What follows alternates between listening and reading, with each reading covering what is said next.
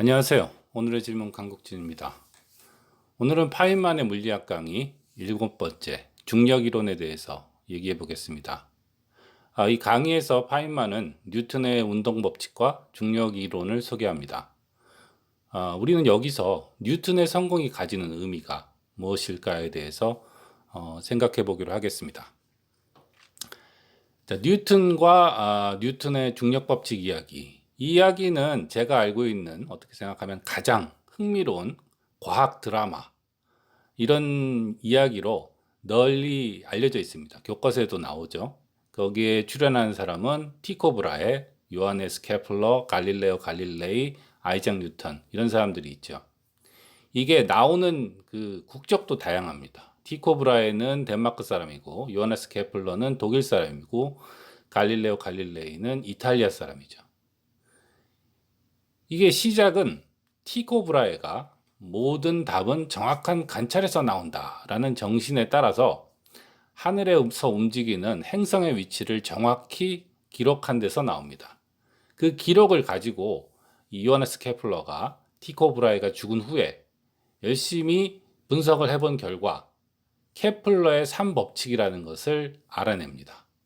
그 법칙이 아시는 분도 많으시겠지만 굉장히 수학적으로 단순한 모양을 가지고 있기 때문에 이런 그 발견을 통해서 천체의 움직임은 굉장히 단순한 수학적인 법칙을 따른다라는 것이 알려지게 된 것이죠. 그리고 케플러와 비슷한 시기에 유명한 갈릴레오 갈릴레이가 물체의 운동을 시간에 따라서 측정한다든지, 또 어떤 물체가 일단 움직이기 시작하면 외부의 영향이 없으면 그 물체는 등속 운동을 한다라는 관성 운동 같은 것을 한다라는 것을 보고합니다. 그리고 갈릴레오 갈릴레이가 죽은 지 딱 1년 후에 바로 아이작 뉴턴이 태어납니다. 그리고 이 아이작 뉴턴이 이 모든 결과를 마치 종합하는 것처럼 뉴턴의 운동 법칙을 발표하고 중력 법칙을 발표하죠. 이게 이 흥미로운 과학 드라마의 대충의 줄거리인데, 사실은 이 그럴싸한 얘기에도 불구하고 뉴턴의 결과에 우리는 참 놀라게 됩니다. 왜냐하면 드라마라는 것은 앞에서 이런 힌트가 있었고 이런 노력이 있었고 그래서 이제 최종적으로 클라이막스에서 뉴턴이 이런 발견을 할 수 있었다, 이제 이런 설명을 하게 되는 거잖아요. 그런데 앞에 얘기를 아무리 그럴듯하게 만들어도 뉴턴의 결과를 보면 볼수록 굉장히 놀라게 돼요. 사실은 많은 사람들이 이제 농담 삼아 그런 얘기를 하죠. 물리학은 F는 M에 있으면 끝 아니냐고. 근데 그 말이 얼마나 그 어처구니 없으면 사람들이 그렇게 말을 하겠습니까? 다시 말해서 뉴턴 이전에는 세상을 지배하는 어떤 운동 법칙이나 물리학이 단 한두 줄로 써질 수 있을 거라는 것은 상상할 수도 없었을 거예요. 그런데 뉴턴이 그걸 쓰고 나니까 정말 그러네, 이렇게 된 거죠. 이게 이 법칙에서 강조해야 되는 것은 이것들이 근사적으로 대충 맞는 식이 아니라는 겁니다. 정확히 맞는 식이에요. 물론 최근에 와서는 상대성 이론과 양자역학 때문에 좀 바뀌긴 했지만 현실적으로 정확히 맞는 식인데도 이렇게 간단하다는 거예요. 이 식이 정확히 이렇지 않을 이유는 많이 있거든요. 예를 들어서 힘이 왜 F는 ma인가? 가속도가 아니라 다른 것도 있을 수 있지 않나? 가속도는 속도의 변화량이니까 가속도의 변화량에도 의존할 수 있지 않는가? 또 중력 법칙이 하필이면 왜 R의 제곱분의 1인가? R의 2.1승분의 1이라던가 뭐 조금 다를 수도 있었을 거거든요. 또 이 천체가 움직이는 힘이 왜 한 가지밖에 없냐는 거예요. 사실은 우리는 이미 알고 있죠. 예를 들어서 전자기력 같은 다른 힘도 있다는 것을. 근데 전자기력 같은 힘은 엄청나게 강하면서도 또 그것 때문인지 이게 전기적으로 다 물질들이 중성을 띠고 있기 때문에 천체에서 움직일 때는 힘을 발휘시키지 않거든요. 그래서 천체의 운동은 기본적으로 한 가지 힘인 중력에만 관련되게 됩니다. 이것도 아주 말하자면 돌아보면 그 좋은 우연이었던 거죠. 만약에 현실이 그렇지 않았다면, 만약에 운동 법칙이 좀 더 복잡하고 그랬더라면 아마도 그것을 발견하는 것은 훨씬 더 어려웠거나 거의 불가능에 가깝지 않았을까. 이런 것을 뉴턴이 어떻게 이 중력 법칙 같은 것을 발표하게 되었는가 하는 얘기를 듣다 보면 더 잘 알게 됩니다. 그리고 마지막으로 한 가지, 나중에 또 한번 얘기하겠지만, 이 중력 법칙에 대해서 또 놀라운 것. 정말 중력 법칙이 나중에 큰 영향력을 주게 된 현상은 뭐냐 하면, 보통 만유인력이라고 하죠. 이 중력이라는 게 예를 들어서 영국에서만 혹은 지구에서만 통한다라는 게 아니라 우리가 상상할 수 없는 넓은 영역에서도 여전히 통하는 법칙이더라 이거예요. 예를 들어서 우리는 저 달을 보고 저 별을 보면 거기는 우리가 손이 닿을 수 없는 곳처럼 느껴지잖아요. 그런데도 거기서도 같은 법칙이 통하다라는 것을 깨달은 그런 최초의 인류 역사상 최초의 순간이 바로 중력 법칙을 발견한 순간이라고 할 수 있겠습니다. 중력 법칙이 왜 놀라운 일인가 하면은 사실은 현실적으로 우리가 중력이 거리의 제곱분의 1로 된다는 거, 그거 뭐 이렇게 데이터를 보면, 우리 쉽게 생각하면 그래프를 딱 그려보면 이렇게 r제곱분의 1로 변하네 라고 발견할 수 있을 것 같으면 별로 안 놀랍겠죠. 근데 중력은 굉장히 약한 힘이거든요. 그래서 요즘도 그렇지만 그때 당시에 기계의 오차성 가지고는, 기계의 어떤 정밀성 가지고는 그런 식으로 중력을 측정할 수가 없습니다. 그래서 뉴턴이 중력 법칙을 발표하고 나서, 뉴턴이 죽고 나서야 비로소 최초의 캐번디시 실험이라고 해서 실제로 지구 위에서 이 중력을 측정하는 그런 실험을 하게 됩니다. 왜냐하면 중력이 너무 약하기 때문에, 예를 들어서 이걸 측정하는데 이 입자들이 이 물건들이 약간이라도 전하를 띠고 있거나 이러면은 그게 더 세거든요. 그래서 이게 굉장히 어려운 실험이에요. 이 실험이 어렵다는 게 또 나중에 보면 나름의 또 중요한 의미를 가지게 됩니다. 뭐냐면은 법칙을 발견했기 때문에, 우리가 그 법칙을 확신했기 때문에 이런 정밀한 실험도 하게 된다는 거예요. 그 법칙을 모르면 이런 미묘한 실험을 하려고 노력을 하지도 않습니다. 뉴턴의 법칙은 왜 놀라운 일인가? 뉴턴의 법칙은 너무 간단해요. 앞에도 말한 것처럼. 이 중력 법칙을 보면 r제곱분의 1로 딱 돼 있잖아요. 그래서 뉴턴이 이 식을 가지고 수학으로 풀어서, 당연하죠. 당시에는 컴퓨터가 있었던 것도 아니고, 수학으로 손으로 문제를 풀어서 케플러의 법칙을 증명합니다. 예를 들어서 행성의 궤도의 모양은 타원이어야 한다. 이것을 정확히 증명합니다. 이거는 대학교 2학년 역학 시간에 처음에 배우게 되는 그런 건데, 그렇게 어렵지도 않아요. 그걸 보고 있으면은 느껴지는 게, 아까도 말씀드렸지만 이게 r제곱분의 1이라는 거였기 때문에 이게 그렇게 쉬운 것이지, 이게 약간만 식이 복잡했었어도 전혀 그런 해석적인 접근이 불가능했을 겁니다. 해석적인 접근이 불가능했다면 컴퓨터도 없는 그 시절에는 뉴턴의 발견은 그렇게 강력한 걸로 취급되지 않았을 수 있어요. 왜냐하면 이제 다 손으로 계산해야 되는데, 그때는 계산기도 없는 시절인데 이 해석적인 해가 불가능하다면 이제 별 쓸모가 없는 것이죠. 또 근사해를 막 해야 되고 그럼 또 계산이 복잡해지겠죠. 그리고 케플러의 그러니까 케플러가 아니죠.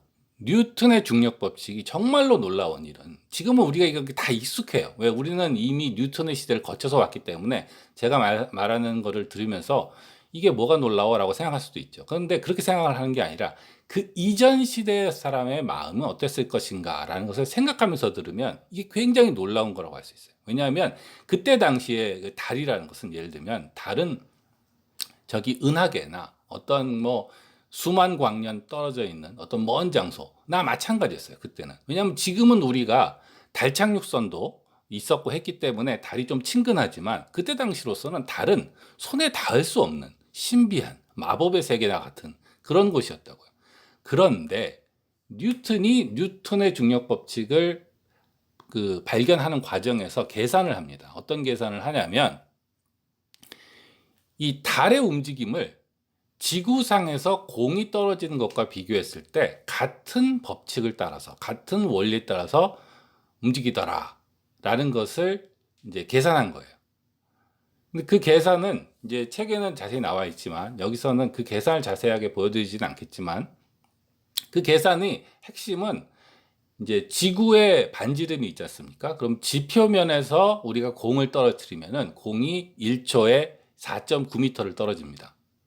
그런데 달의 위치에서 예를 들어서 공을 떨어뜨리면 1초에 떨어지는 거리가 있겠죠. 그래서 뉴턴이 계산을 해본 거예요. 1초에 달의 위치에서 떨어지는 거리만큼 떨어지면 지금 달이 지구 위를 돌듯이 이렇게 둥근 그 원형 궤도가 되는지 그걸 계산을 했어요. 계산을 하니까 결과가 어땠느냐? 놀랍게도 틀려요. 안 맞아요. 안 맞았기 때문에 뉴턴이 사실은 중력 법칙을 발표하지 않았다고 합니다. 그런데 6년 후에 다시 발표가 됐어요. 아, 지구 반지름이랑 달 궤도까지의 거리가 이제까지 좀 잘못 알려져 있었다. 그래서 6년 만에 숫자가 바뀌었다는 얘기를 들으니까 뉴턴이 그 얘기를 듣고 계산을 다시 해봤대요. 계산을 다시 해보니까 딱 맞는 거예요. 그리고 나서 이제 중력 법칙이 발표되는 것이죠. 이게 발표된다는 걸 딱 보면 우리가 손에 닿을 수 없고 당시로서는 절대로 우리가 가볼 수 없을 것 같은 저 달에서 이 우리 손앞에 있는 이 공에 통하는 물리 법칙과 같은 법칙이 통하고 있다라는 것을 증명한 거죠. 이건 정말로 놀라운 것이고 충격을 주지 않을 수 없는 대단한 발견이었던 겁니다. 더군다나 나중에 이제 뉴턴이 이걸 발표하고 나서 사람들이 그러면 더 먼 데서 되나? 이런 여러 가지를 확인해 보거든요. 예를 들어서 더 멀리 있는 저 별과 별도 마치 지구와 그 태양처럼 그렇게 타원 궤도로 움직이는가를 본 거예요. 그래서 이 옛날에 1862년에서부터 1904년까지 이 별 두 개가 상호 위치가 어떻게 되는지를 그 이제 기록했다고 합니다. 기록을 해보니까 거기서도 케플러의 법칙대로 타원 궤도를 돌더라 이거죠. 그래서 우리가 알게 되는 것은 저렇게 멀리 있는, 저렇게 엄청난 거리에 있는 것들도 중력의 법칙, 뉴턴의 중력 법칙에 따라서 움직이는구나라는 생각을 하게 된 것이죠. 결국 우리가 뉴턴이 발견해낸 이 법칙이 이토록 엄청난 거리를 가지고도 작동을 하게 된다는 것을 알게 된 겁니다.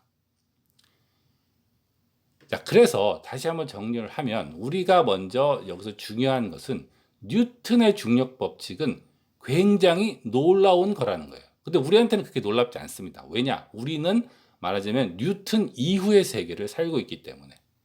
뉴턴이 이런 법칙을 발견했기 때문에 만들어낸 정신적 충격이 뭐냐면 세계에는 보편적이고 매우 정밀한 데다가 이해 가능한 법칙이 있다라는 믿음을 발견하게 된 거죠. 이게 점점 믿음이 굳어진 거예요. 왜냐하면 뉴턴의 운동 법칙을 가지고 여기저기 실험을 해보니까 정말로 정확히 맞거든요. 그리고 여기서 이제 또 강조해야 되는 것은 뭐냐면 앞에서도 말씀드렸지만 우리의 관찰값이라고 하는 것은 사실은 이 오차가 아주 많이 있습니다. 그래서 그 관찰이 이론을 그냥 딱 만들어주는 게 아니에요. 이 뉴턴 같은 천재가 있어서 그 관찰로부터 이게 이건 것 같은데 하고 이론을 내놓으면 거꾸로 그 이론을 검증하는 과정에서 우리가 여긴 이런 오차가 있었구나라는 것을 알게 되는 것이죠. 그래서 관찰에서 이론이 나오지만 그 이론을 일단 알게 되고 나면 세상이 완전히 달라 보이게 되는 겁니다. 왜냐하면 우리는 이제 이론을 통해서 오차가 없는 세상을 보게 되는 거거든요. 우리 눈에 좀 다른 게 보여도 저건 오차지 이렇게 생각하는 거죠. 우리가 세상에 유령이라는 게 없다는 걸 알기 때문에 뭔가 흐릿한 게 보여도 그건 유령이 아니고 뭔 잘못 본 걸 거야 라고 생각하는 것처럼 우리가 이론을 가지게 되면 세상이 달라가 보이게 되는 겁니다. 그래서 이 아이작 뉴턴의 이 운동 법칙과 중력 이론이 세상에 나오고 이것이 정확히 맞을 뿐만 아니라 상상할 수도 없는 넓은 영역에서 통하는 것이라는 것을 사람들이 거듭거듭해서 알게 됩니다. 거듭거듭해서 알게 되고 그리고 나서는 세상이 점점 달라 보이게 되는 것이죠. 영국이 세계 최초의 산업혁명을 뉴턴 이후에 이뤄냈는데 여기에도 이러한 정신적 충격이 영향을 줬을 거라고 저는 생각합니다. 자, 그러면은 마지막으로 글쓰기에 대해서 혹은 기록에 대해서 잠깐 얘기하면서 오늘의 녹음을 마치도록 하겠습니다. 앞에서 이 관찰과 이론에 대한 얘기를 했는데요. 이제 뭐 예를 들어서 우리가 뉴턴의 운동 법칙 같은 얘기를 하면 뉴턴은 대단하지, 뉴턴은 천재지라던가 아니면 뭐 이런 거는 물리학자가 하는 일이야 라고 생각할 수 있습니다. 그런데 일반적으로 이런 관찰과 이론의 관계는 관찰과 글쓰기, 관찰과 뭐 기록이라던가 독서 이런 것과 비슷한 어떤 상호 관계를 가지게 됩니다. 앞에도 말씀드렸듯이 우리는 세상을 그냥 보는 게 아니라 많은 오류와 편견과 우연을 가지고 보거든요. 동전을 던지면 한 번은 앞면, 한 번은 뒷면이 나온다고 하지만 어떤 사람은 동전을 10번 던졌는데 앞면만 나오는 걸 10번 볼 수도 있습니다. 세상은 아주 많은 사람이 있으니까요.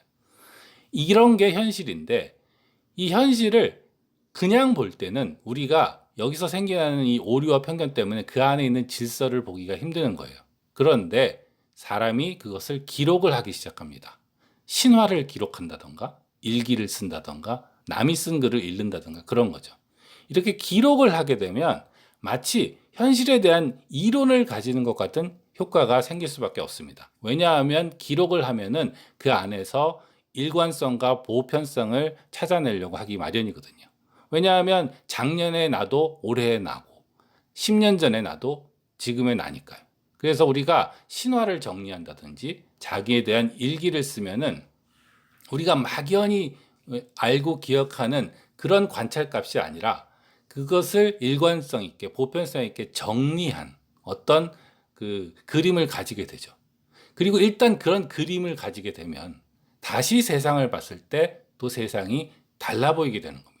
이것은 정확히 물리학자들이 뉴턴이 과학 이론을 발견했을 때 관찰과 과학 이론과의 관계를 느끼는 것처럼 같은 걸 느끼게 되는 것이죠. 우리가 대부분의 사람들은 뉴턴처럼 중력 법칙을 발견하게 되지는 않죠. 그러나 이런 과학 발전의 역사와 뉴턴의 이야기가 우리 개개인과 상관없는 것이 아니라 사실은 거의 비슷하게 이런 식으로 작동하고 있을 수 있다는 것을 알면서 우리가 글쓰기라던가 기록이 개인적으로 심지어는 인류 역사에서 어떤 영향을 줬을까를 한번 생각해 보는 것이 좋다고 생각합니다. 자, 오늘은 여기까지 하겠습니다. 안녕히 계세요. 오늘의 질문 강국진이었습니다.